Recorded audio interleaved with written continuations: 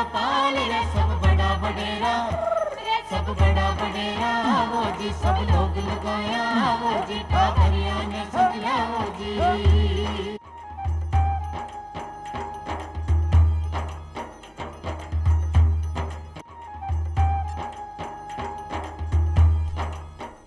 चौपाल का सभी दर्शकों ने राम राम। भाई, भारत देश किसानों को देश है, कृषि प्रधान देश है। आपने 60 व 70% जो जनसंख्या है वह प्रत्यक्ष या अप्रत्यक्ष रूप में खेती पर निर्भर करे है। इयान का में कृषि शिक्षा को आपना जो ग्रामीण युवा है वहाँ के लिए कितनी महत्वपूर्ण है और कितनी उपयोगी है, आज सभी विषय पे आज आप बातचीत करशा। और बातचीत करवा खातर आपने कार्यक्रम में जो मेहमान पधारा है वे है विनायक शर्मा जी, जो कृषि विशेषज्ञ है। विनायक जी, वहाँ के कार्यक्रम में आपको बहुत बहुत स्वागत है। विनायक जी, आपने कार्यक्रम के माध्यम में आप ज़्यादा से ज़्यादा वही चाहवा कि जो अपना किसान भाई है ज़्यादा से ज़्यादा आप जानकारी दे सकें अपने कार्यक्रम के माध्यम। तो सब पहले आज आप बात करें हाँ कृषि शिक्षा की।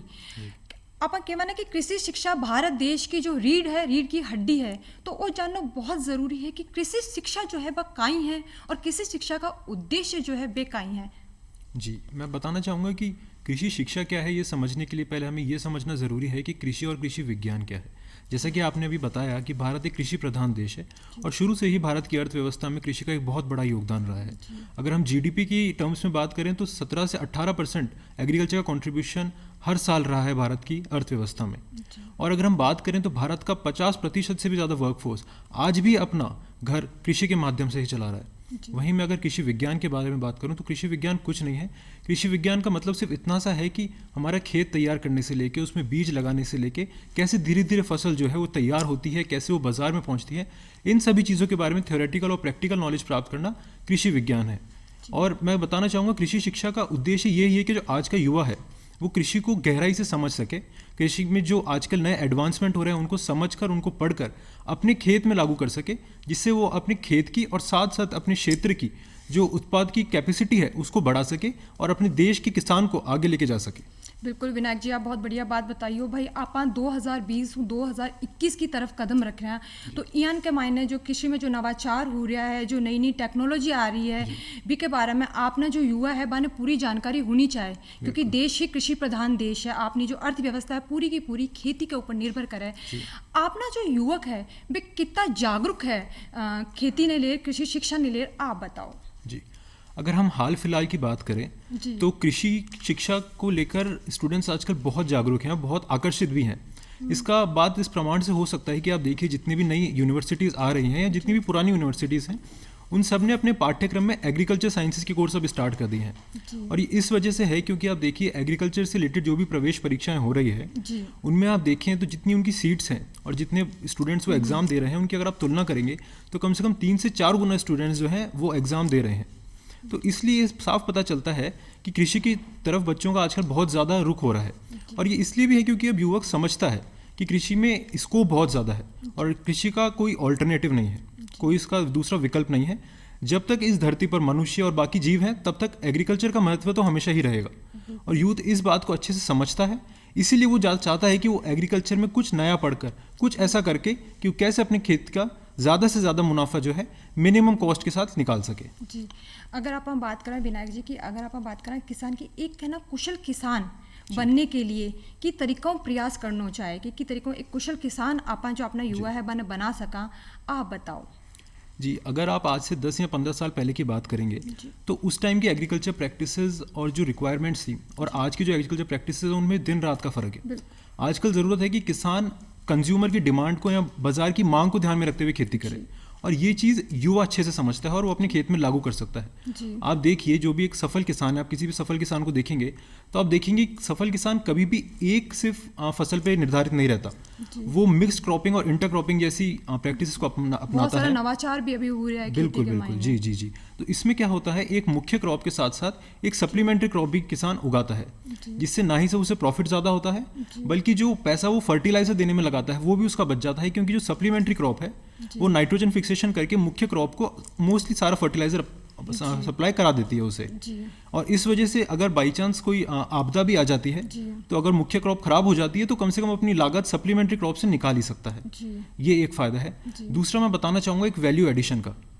वैल्यू एडिशन भी आजकल एक बहुत बड़ी चीज़ है और युवा इस चीज़ को बहुत अच्छे से समझ रहे हैं। अगर युवा चाहे तो वैल्यू एडिशन में भी आगे बढ़ सकते हैं।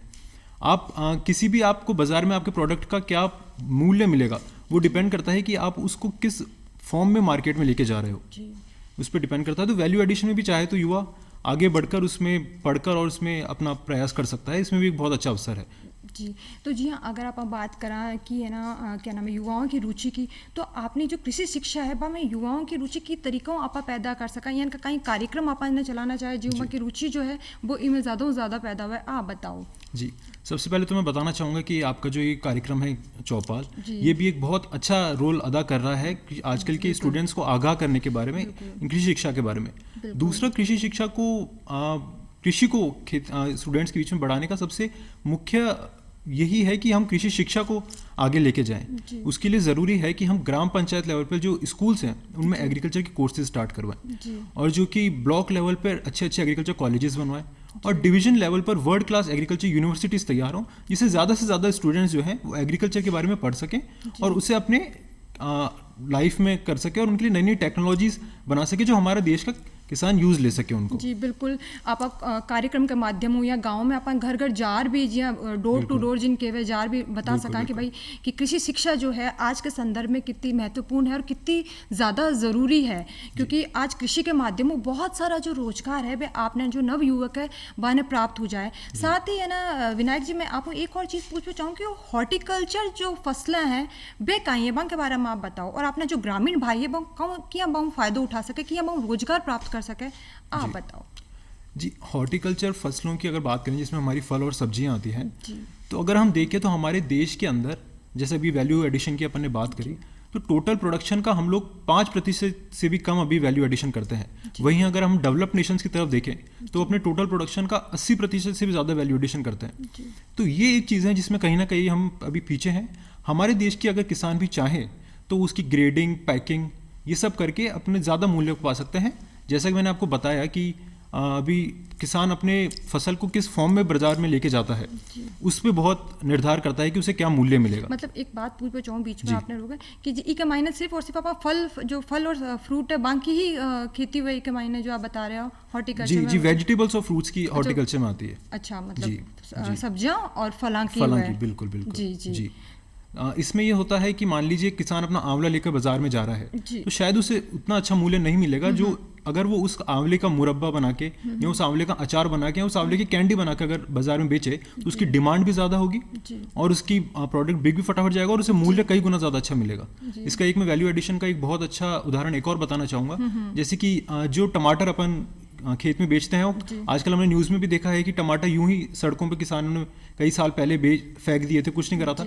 अगर उन्हीं टमाटरों का केचप बना के हो जाता तो प्रिजर्व हो जाते और कई सालों तक काम आते रहते। इनमें हॉर्टिकल्चर की क्रॉप्स में सबसे बड़ी दिक्कत यह है कि वो पेरिशेबल होती है नेचर में।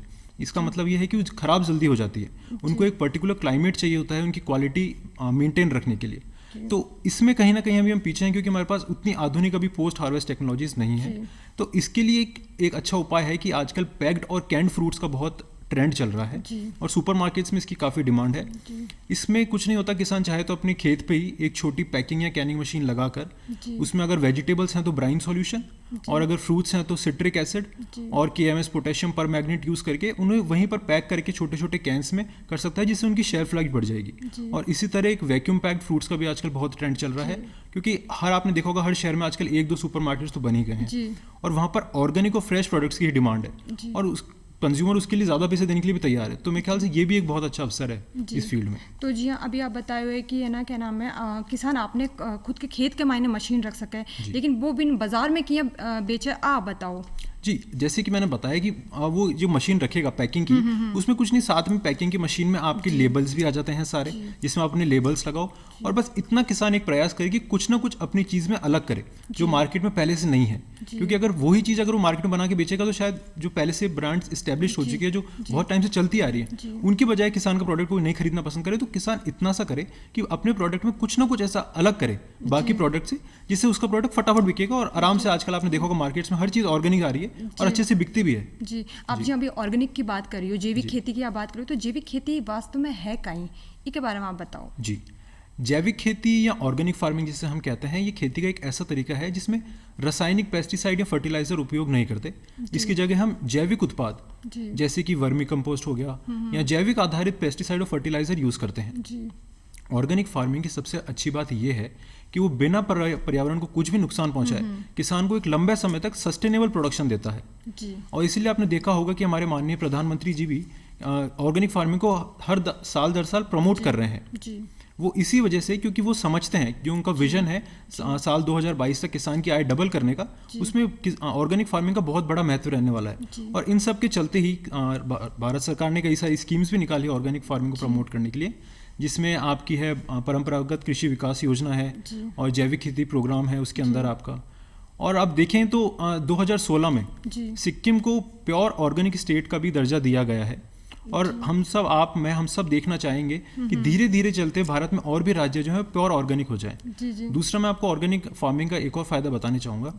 जब हम कन्वेंशनल फार्मिंग करते हैं, जो अपन केमिकल्स जो अपन अपने खेत में डालते हैं, बिल्कुल, तो उससे आपको एक बार तो आपकी फसल अच्छी मिल जाएगी, लेकिन हम ये नहीं समझते कि उन केमिकल्स का जो रेसिड्यू है, जो वो हमारी धरती में रह जाता है, बंजर हो जावे बिल्कुल बिल्कुल, वो उसमें जमा होता रहता है साल दर साल।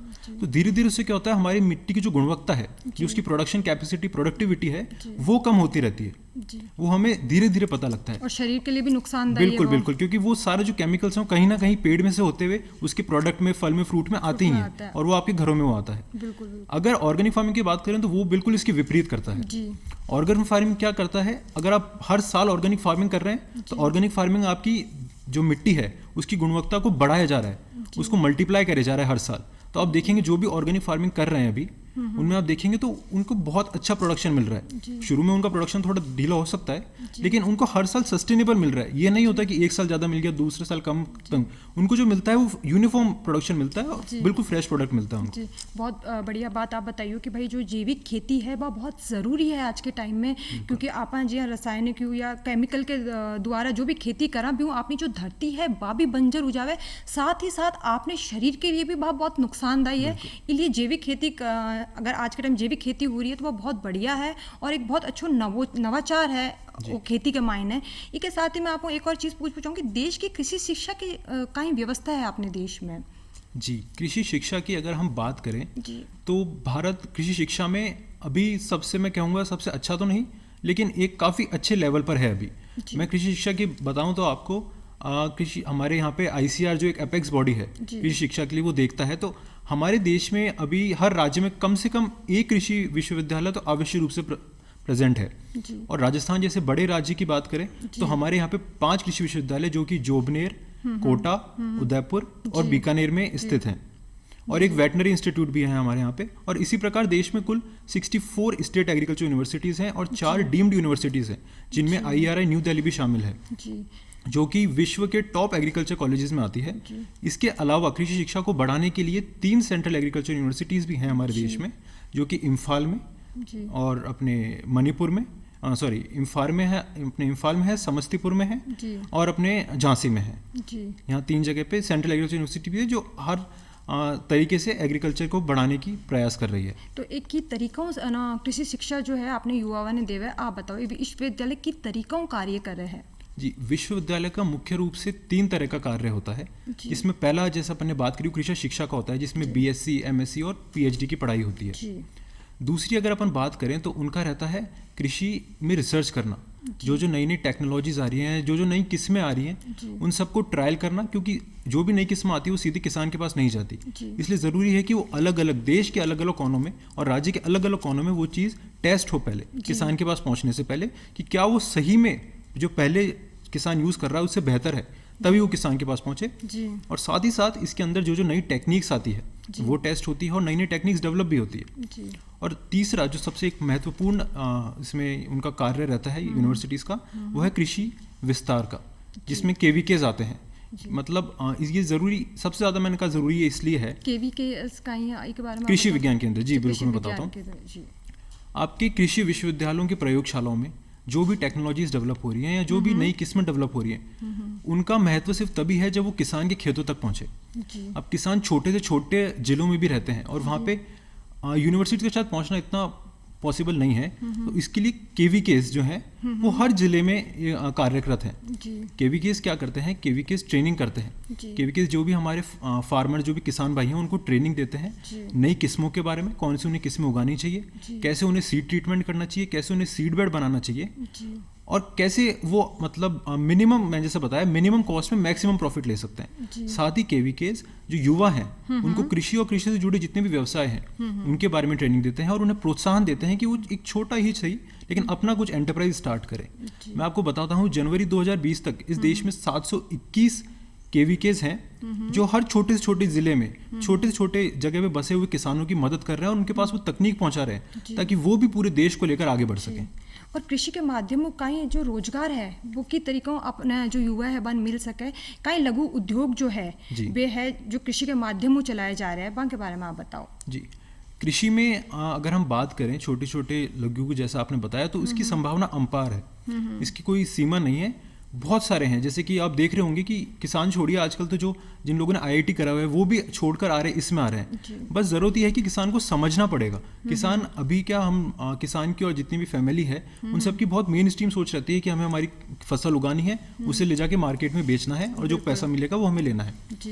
ये नहीं करते हुए अगर किसान अपनी सोच बदल ले, अपनी खेत पर ही जैसे एक आटा मिल लगा ले, क्योंकि गेहूँ हमारे केस इसमें देश में ज़्यादा से ज़्यादा लोग उगाते हैं, तो उसको गेहूं का आप ऐसे नहीं बेचकर एक आटा मिल लगा लीजिए। आप देखिए जो गेहूं 20 रुपए किलो बिकता है, उसका अगर वही आटा बन जाता है तो 35 से 40 रुपए किलो बिकता है। तो इसमें क्या है, किसान को बस एक मशीन लगानी है और अपने एक पैकिंग का वो करना है। तो किसान चाहे तो एक आटा मिल लगा सकता है, वैसे ही किसान एक मसाले का उद्योग भी बहुत कर सकता है। मसाले का भी उद्योग आजकल आप देखिए तो बहुत वो है। और आप जानते हैं कि भारत पूरे विश्व में पहले नंबर पर आता है मसालों के प्रोडक्शन में। भारत के मसाले भारत में तो खैर यूज़ होते ही हैं, लेकिन आप अगर भारत के बाहर जाके देखेंगे तो भी भारत के मसाले बहुत ज़्यादा प्रसिद्ध हैं। तो किसान चाहे तो जो भी मसाले उगाता है, पहले तो मसाले उगाने चाहिए उसे, एरोमेटिक और जो भी क्रॉप्स हैं ये सब भी उगाने चाहिए। किसान के अभी बहुत यही जो चलती आ रही काफ़ी टाइम से फसलें यही उगाया जा रहा है। तो किसान को इन चीज़ों पर भी जो नॉन कन्वेंशनल है इन सब पे ध्यान देना चाहिए और ऐसी क्रॉप्स को भी उगाएं और फिर मसाले जो हैं उन पे ध्यान दे, तो उनकी अच्छे से उनकी मसाले में ग्राइंडिंग मशीन जो आती है उस मशीन को करके वो चाहे तो अच्छी पैकिंग करके इंपोर्ट भी कर सकता है बाहर की तरफ और अपने देश में तो फिर बेच ही सकता है। इसके अलावा मैं आपको बताऊं तो भारत में एक बहुत कॉमन एंटरप्राइज जो चलती है वो डेयरी की चलती है। डेयरी का बहुत बड़ा रोल है हमारे हर किसान भाई के खेत में, और यही वजह है कि शायद भारत में विश्व में भारत पहले नंबर पर आता है अपने लाइव स्टॉक के प्रोडक्शन में, और साथ ही साथ दूध के प्रोडक्शन में भी नंबर 1 में आता है। डेयरी की बात मैंने जैसे करी अभी, तो डेयरी से जो दूध होता है डेयरी में उससे कई सारे प्रोडक्ट बनते हैं, जैसे कि पनीर, घी, अपना मावा, वे प्रोटीन, ये सभी प्रोडक्ट्स की डिमांड बहुत ज़्यादा है मार्केट में। कभी भी ये प्रोडक्ट्स वेस्ट नहीं होते, बस इनका भी है पेरिशेबल नेचर है, तो किसान को इतना सा ध्यान रखना है कि इनको जो है जल्दी से जल्दी कंज्यूमर के घर तक पहुंचा सके, और उसका यही तरीका है कि उसमें वैल्यू एडिशन करके अपने खेत से वैल्यू एडिशन करके जितना जल्दी हो सके कंज्यूमर के घर तक पहुंचा सके। जी, मतलब अपन कह सकें कि भाई जो किसान है वे चाहे तो आपने खेत के मायने ही मसाला तैयार कर सके, गेहूं को आटो मशीन लगा खेत के मायने गेहूं को आटो पिसवा सके।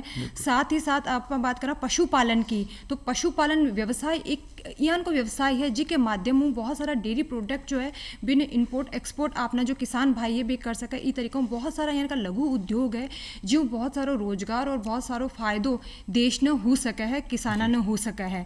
साथ ही मैं एक और चीज़ पूछूँ कि सरकार के द्वारा और यहाँ की कोई योजना है जो जिनमें खेती ने और बढ़ावो दियो जाए या ना फसलों को और बढ़िया तरीकों में फसला हुआ है, एक बारे में आप बताओ। जी, मैं आपको बताना चाहूँगा भारत ही एक ऐसा देश है जिसमें सबसे ज़्यादा जो स्कीम्स हैं वो निकलती है एग्रीकल्चर के लिए, सबसे ज़्यादा जो फंड्स हैं वो जाते हैं एग्रीकल्चर में। आपने देखा होगा अभी ही हमारे माननीय प्रधानमंत्री जी ने कई सारे कितना 11 लाख कुछ का फंड, 11 लाख करोड़ का जो फंड है सिर्फ एग्रीकल्चर के लिए अलग किया है।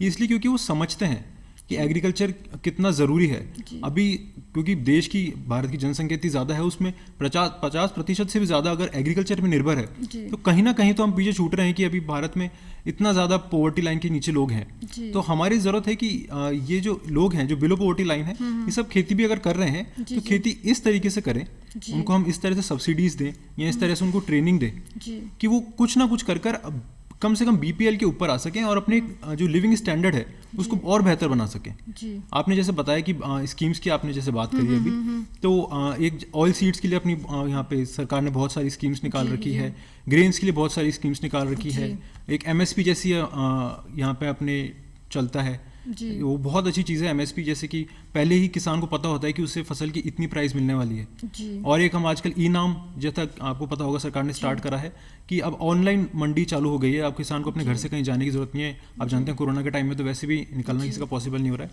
तो किसान अपने घर बैठे बैठे ई नाम पे दुनिया की किसी इकोनॉमी में अपनी फसल बेच सकता है। तो मेरे हिसाब से भारत बहुत जल्दी और बहुत अच्छे से विकास कर रहा है टेक्नोलॉजी को काम में लेते हुए एग्रीकल्चर को आगे बढ़ाने के लिए। जी। तो जी हाँ, आपने जो परंपरागत खेती है जी पर बात करें, तो ये मैं अभी अपन स्मार्ट एग्रीकल्चर, तो ये के बारे में बताओ कि वास्तव में स्मार्ट एग्रीकल्चर जो है वो काई है, काई नवाचार जो है वे खेती के मायने हुआ है। जी, स्मार्ट एग्रीकल्चर और एग्रीकल्चर में टेक्नोलॉजी का यूज़, इसके मैं आपको एक इजराइल का एग्जांपल देके समझाना चाहूँगा। इजराइल आप जानते हैं कि एग्रीकल्चर में नंबर 1 पर है वे पूरी दुनिया में। बिल्कुल। लेकिन आप देखें तो इजराइल और भारत में कुछ इतना अंतर नहीं है। इजराइल की मिट्टी भी वैसी है जैसी भारत की है, इजराइल में भी उतना ही पानी है जितना भारत में है। तो वो लोग ऐसा क्या कर रहे हैं जो वो विश्व में नंबर 1 पर है, और हमारे यहाँ पर आपने देखा होगा कभी कभी अकाल पड़ जाता है तो किसान की पूरी फसल खराब हो जाती है।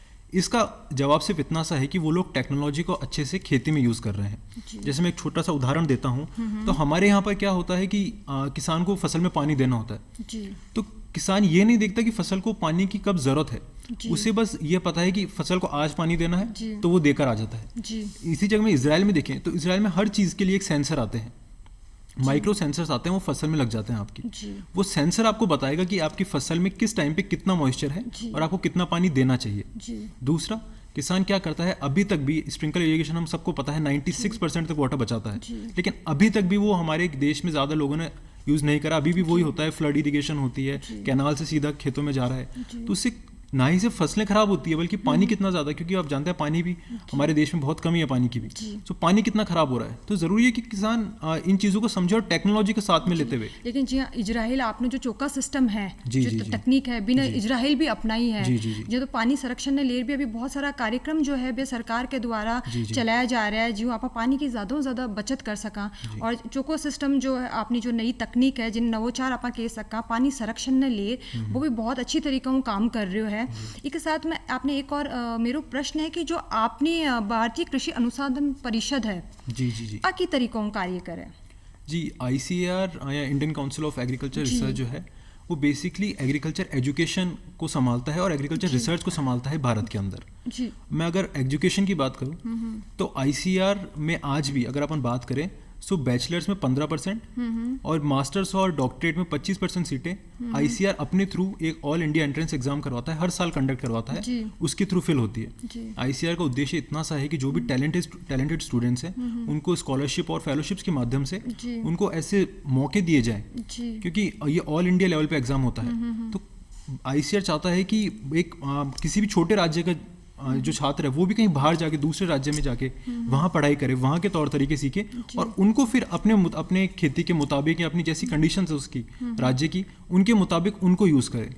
ICAR का मैं बताना चाहूँगा आपको, ICAR साथ में सेमिनार्स भी बहुत कंडक्ट करवाता है। आपने देखा होगा ICAR समय समय पे अलग अलग जगह पे अलग अलग टॉपिक्स पे सेमिनार्स कंडक्ट करवाता है। इस सेमिनार्स की सबसे बढ़िया बात ये है कि वो ये सेमिनार्स हमारे जो किसान हैं उन लोगों को मिलने का मौका देती है हमारे साइंटिस्ट से, हमारे प्रोफेसर से जितने हैं, ताकि किसान उनको अपनी प्रॉब्लम फेस टू फेस बता पाए कि उसे क्या दिक्कत आ रही है। और उन लोगों की भी काफ़ी मदद होती है क्योंकि वो लोग भी समझ पाते हैं कि किसानों को किस चीज़ की ज़रूरत है, किसान को कैसे टेक्नोलॉजी चाहिए, क्योंकि वो लोग भी अगर सिर्फ टेक्नोलॉजी बना देंगे और किसान उसको खरीद ही नहीं पा रहा तो वो कोई मतलब नहीं रहेगा उसका।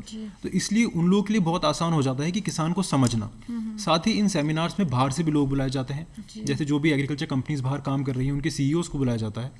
उनके CEOs आके यहाँ पे बताते हैं कि वो लोग कैसे काम कर रहे हैं, वो लोग क्या ऐसा कर रहे हैं कि बिल्कुल कम से कम लागत में वो ज़्यादा से ज़्यादा मुनाफा पा पा रहे हैं। तो वो लोग हमारे यहाँ पे एग्रीकल्चर से जुड़े हुए जितने भी लोग हैं उनके लिए सेमिनार्स भी बहुत होती है। और साथ ही साथ ICAR समय समय पे शॉर्ट टर्म कोर्सेज और डिप्लोमा कोर्सेज भी करते रहता है। तो ये भी हमारे जो छात्र हैं उनको बहुत मददगार साबित होता है। जी विनायक जी, मेरे मन में एक सवाल आया है, मैं आपको जरूर पूछना चाहूँ कि आज 2020 में अपन 2021 में कदम रखवा जा रहे हैं, तो आज आप भारतीय जो खेती है बिन की जगह देखो?